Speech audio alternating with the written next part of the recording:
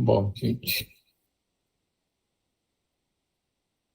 continuando aqui, no Livro dos Espíritos, a questão número 106, que ainda está naquela subclassificação dos espíritos inferiores, e hoje Kardec fala, nessa questão sobre os espíritos batedores e perturbadores. Esses espíritos, propriamente falando, não formam uma classe distinta pelas suas qualidades pessoais. Podem caber em todas as classes da terceira ordem. Manifestam geralmente sua presença por efeitos sensíveis e físicos, como pancadas, movimentos e deslocamento anormal de corpos sólidos, agitação do ar, etc. Afiguram-se mais do que outros presos à matéria. Parecem ser os agentes principais das vicissitudes dos elementos do globo, quer atuem sobre o ar, a água, o fogo ou corpos duros, quer nas entranhas da terra. Reconhece-se que esses fenômenos não derivam de uma causa fortuita ou física, quando denotam um caráter intencional e inteligente. Todos os espíritos podem produzir tais fenômenos, mas os de ordem elevada os deixam, de ordinário, como atribuições dos subalternos, mais aptos para as coisas materiais do que para as coisas da inteligência, quando julgam úteis as manifestações desse gênero, lançam mão desses últimos como seus auxiliares. É engraçado isso, né? Que dá assim uma impressão de tudo bem, é uma forma de comunicação, a gente pode até chamar de simplista, né, bem ligada à matéria, mas essa colocação de que o espírito com um pouco mais de movimento, apesar de poder fazer, quando precisa de uma manifestação dessa, utiliza um espírito ainda mais ligado à matéria, para mim, tá, pessoalmente, fica meio sem graça, porque não vejo muito sentido nisso. Porque é um espírito mais elevado, digamos assim, se quisesse manifestar, quisesse comunicar, ele usaria os meios adequados para isso, né? Se ele quisesse passar um recado para alguém. Mas só porque é uma coisa ligada, mas a matéria ele é tão superior assim que ele não faz, eles chamam, Kardec fala aqui, um subalterno, entre aspas. Para mim soa meio esquisito, mas quem sou eu para questionar o Livro dos Espíritos? Mas para mim é esquisito.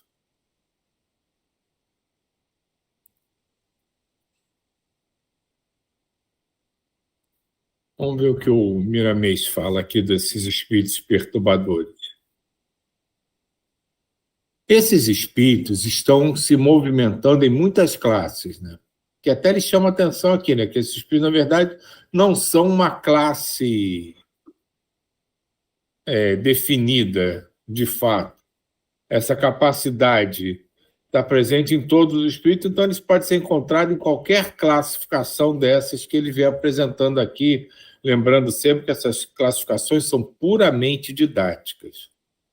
Então, esses espíritos estão se movimentando em muitas classes, por estarem em transição. Agitam em várias frequências da vida e costumam perturbar até os animais. São parceiros inseparáveis dos escandalosos.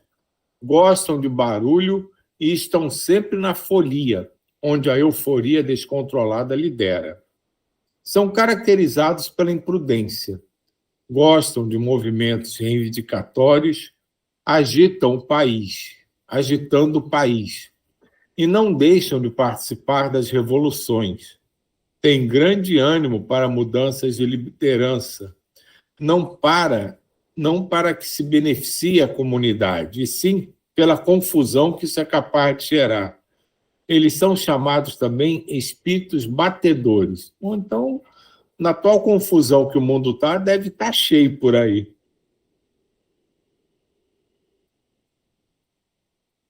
Alteram, de certa forma, as suas próprias consciências, sem saberem que, no fundo, irão responder por suas inconveniências.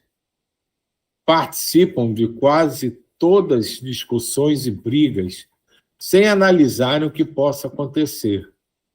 Não gostam de silêncio e certamente repudiam a oração e as conversações evangélicas, armas poderosas daqueles que já despertam para a verdade. Atuam muito através das crianças, cujos pais desconhecem a vigilância. Participam quase sempre dos festejos e conversações, onde foguetes e bombas marcam a alegria. Pelo que já falamos deles, dá para se notar onde se encontram os espíritos batedores, onde podem interferir, usando as oportunidades para perturbar e desorientar os homens. Esses espíritos estão sempre intervindo nas convulsões da natureza, quais sejam trovoadas, relâmpagos, tremores da terra e erupções dos vulcões. Estão presentes nas queimadas e participam das enchentes, acidentes de carro, desmoronamentos de prédios e quedas de aviões. São usados pelos guias espirituais em sessões de materializações, por serem mais hábeis nas coisas materiais do que nas espirituais. Costumam, por isso, afinizar-se muito com os médiuns de efeitos físicos que, aconselhamos, tenham guias encarnados bem conscientes dos seus deveres para orientarem no bom andamento da função mediúnica. São espíritos violentos, capazes de perturbar qualquer ambiente pela simples necessidade de escândalos.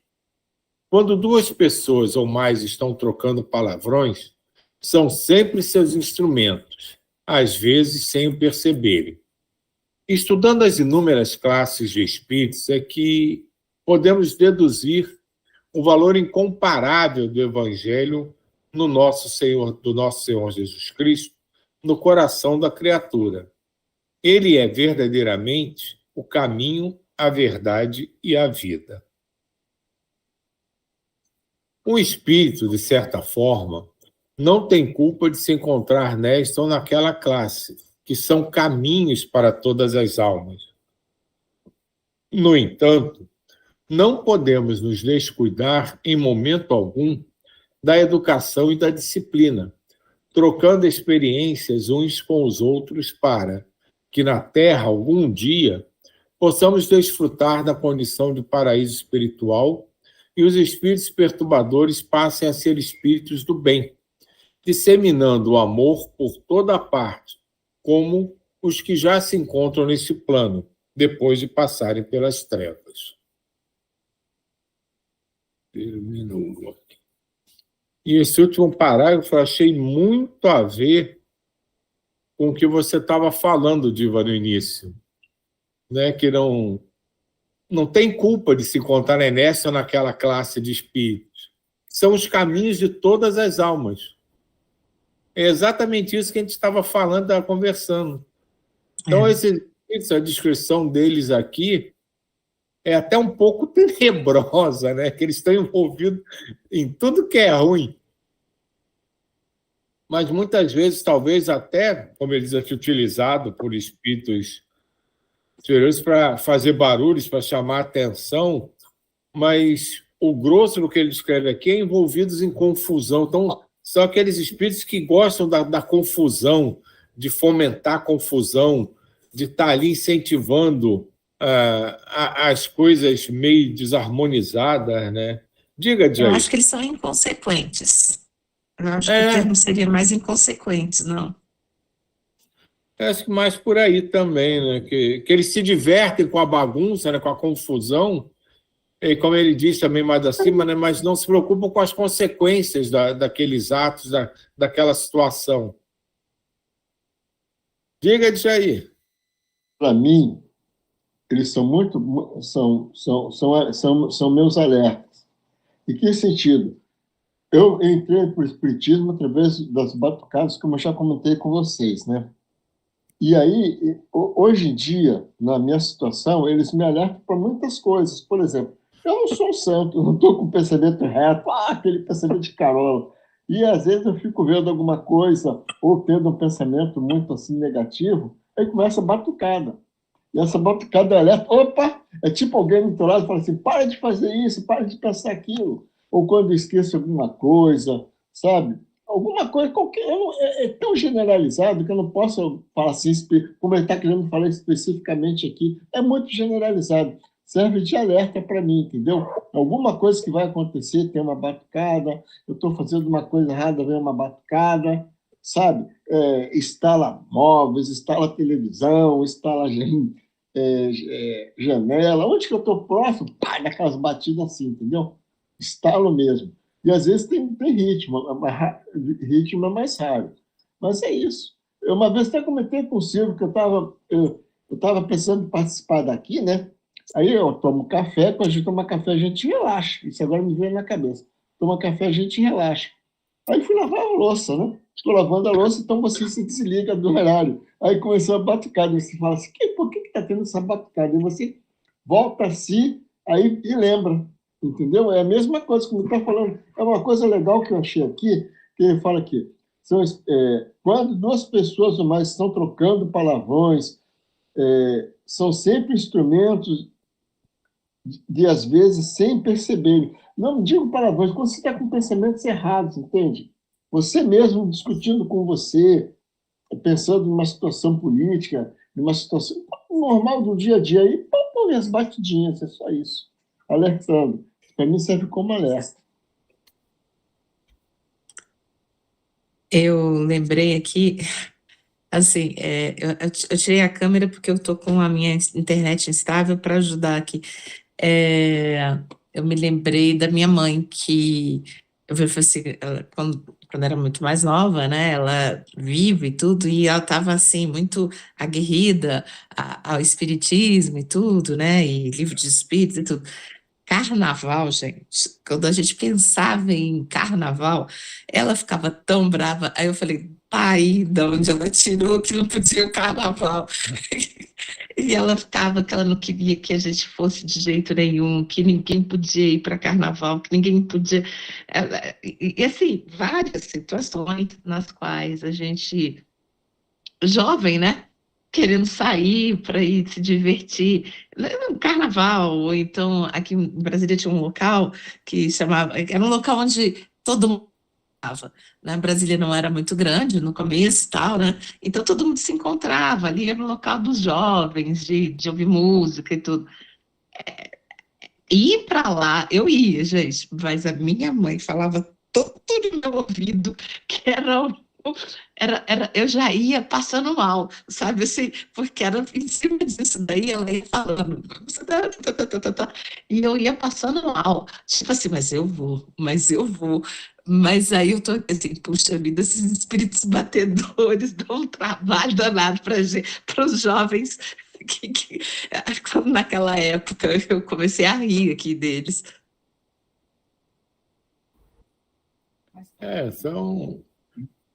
São espíritos muito presentes, né, no nosso dia a dia, né? Não pelas batidas, pelo som em si, mas pela descrição que Miramês faz dele, né?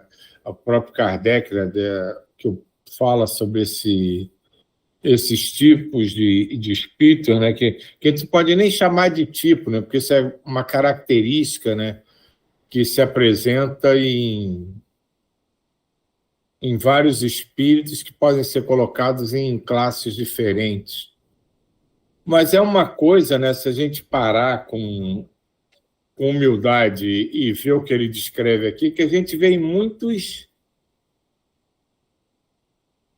muitas pessoas, né, que cruzam pela nossa vida, encarnadas mesmo, que são assim, que se comprazem da confusão, que gostam de estimular a discussão.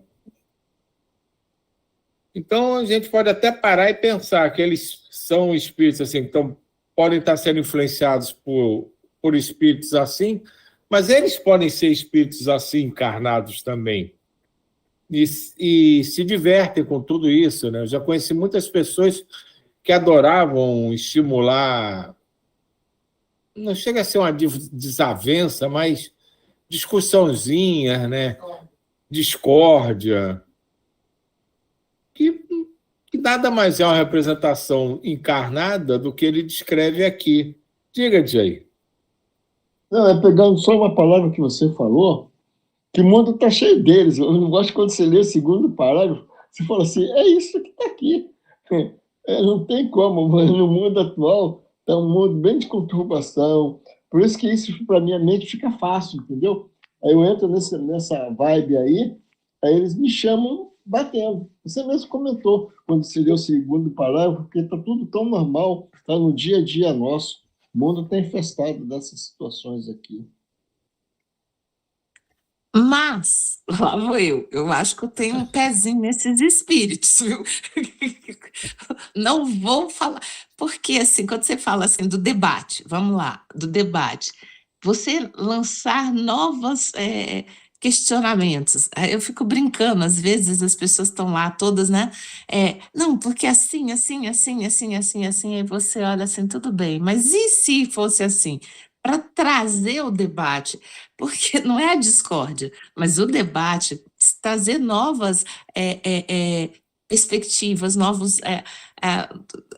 Sabe, as pessoas pararem, porque às vezes também a gente vê as pessoas todas seguindo o mesmo, sabe, a mesma coisa. E às vezes surge uma pessoa que às vezes, talvez seja isso, Silvio, que os espíritos superiores utilizam, né, esses para fazer alguma coisa, surge uma pessoa que vira e fala assim, mas isso não está certo. Mas não é que e que isso, de repente, te faz pensar, sair do lugar comum, né? Às vezes essas pessoas são necessárias. Eu estou falando nesse aspecto, assim, sabe? De que às vezes é necessário algumas figuras que chacoalhem a gente, e que não são evoluídas mesmo, mas elas fazem a gente sair do nosso lugar comum. Cabe a nós, eu acho que cabe a cada um aprender o que vai daí, né?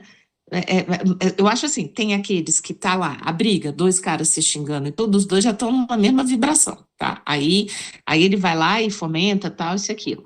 Aí tá numa discussão, mas se você consegue ver da discussão um aprendizado e sair disso, talvez eles tenham sido até bonzinhos, né? Desculpa.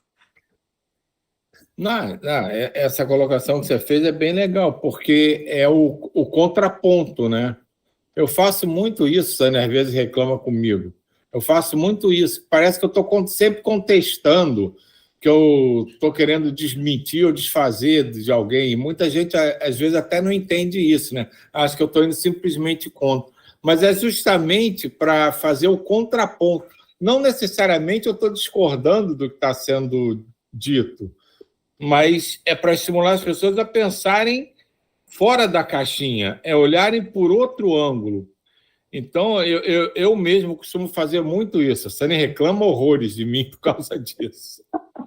Eu tô rindo aqui sem parar, gente, que eu falei assim, se for por esse lado, eu tô na turma, não totalmente, vamos dizer assim, né? Mas mesmo aqui, volta e meia, mas e se fosse assim? E se...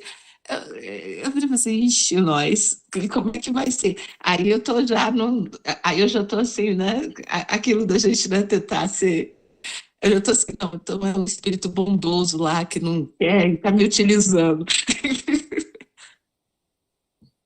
Diga, Jay. Olha só, pegando aqui isso que vocês estão comentando aí, no último parágrafo que você achou legal, olha só, Silvio, os espíritos, de certa forma, não tem culpa de se encontrar nessa ou naquela classe, que são caminhos para todas as almas, tá vendo? Caminhos para todas as almas. No meu caso, eu falei, eles são meus vigias, porque existe o vigiar e orar, mas às vezes a gente entra naquela vibe que é tão gostosa de falar mal, de fazer mal, você não vai se policiar totalmente. E ele serve para mim como um alerta, sabe? Eles são meus guardiões. Não é maior, simplesmente isso. Tudo que eu estou fazendo de errado, o pé que bate no meu lado, eu logo já sei, entendeu? Eu logo desperto que estou indo para um caminho errado. É só isso. Ele fala aqui mesmo, são espíritos bons, tá vendo? Que estão nos ajudando, eles estão nos... Essa coisa que a Diva e você acabou de falar, de botar uma pimenta, criar uma conversação, uma discussão, para ter outros pontos de vista, isso é muito enriquecedor, né? Eles estão nessa função. Mas isso aqui na Terra acabou tendo uma denominação assim pejorativa e acho até cruel, que as pessoas que fazem esse tipo de, digamos assim, serviço para uns, de serviço para outros, receberam a alcunha de o quê? Advogados do diabo. O advogado do diabo, né, na linguagem popular, né, é isso, é o cara que questiona, é o cara que joga a pimenta, é o cara que questiona para fazer as pessoas pensarem de outra forma, olhar de outra maneira, porque isso é tão mal recebido pela humanidade que recebeu o nome de advogado do diabo, que parece que é sempre uma coisa negativa, que é sempre contra, mas não é. É porque, assim, eu particularmente acredito que a gente não pode, de forma alguma, ter verdades absolutas sobre absolutamente nada. Que quando a gente começa a ter verdades absolutas, a gente começa a se chafurdar num pantanal e acaba se afogando. Então, a gente tem que estar sempre questionando e sempre buscando ver um outro ângulo sobre tudo, sobre todos os aspectos. E o clássico sobre isso é aquela história dos 6 cegos que vão descrever o elefante. Para um é a corda, para um é uma mangueira, para outro é um tronco, para um é uma parede. Sempre tem um ângulo diferente do que a gente está olhando. E a gente tem que estar atento a isso. Então, eu prezo muito por isso e eu estimulo muito isso. Às vezes posso parecer um cara extremamente chato por causa disso, mas é uma oportunidade até de repente, ouvir uma resposta e me ajudar a eu mesmo olhar por um outro ângulo. Silvio, eu contar uma história. A Neuza, participamos de um grupo antes, né? A gente já comentou isso. E nós tínhamos um retiro fora de Brasília. A gente saía daqui e ia encontrar. E nesse retiro, num determinado retiro que eu fui, a temática era tomada de decisão. Às vezes todo o grupo tinha que tomar decisão, mas de forma não por maioria, quando todos concordam. Consenso. Por consenso. Porque consenso não é maioria. Consenso é todos entenderem que aquele caminho é o melhor. Pode não ser até o que eu gostasse, mas por consenso eu vejo que aquele é o caminho melhor. E éramos cerca de 30 mulheres. E todas, 4 dias em que todas as decisões que teriam que ser tomadas teriam que ter consenso, não era maioria. Então, tudo tinha que ser debatido. É cansativo, mas foi uma experiência de 4 dias muito interessante. Na época, nesse retiro, me colocaram como, tipo assim, a coordenadora do coisa. E numa determinada situação, teve uma situação em que nós estávamos um grupo sentados, todos as 30, e que tínhamos que tomar uma decisão.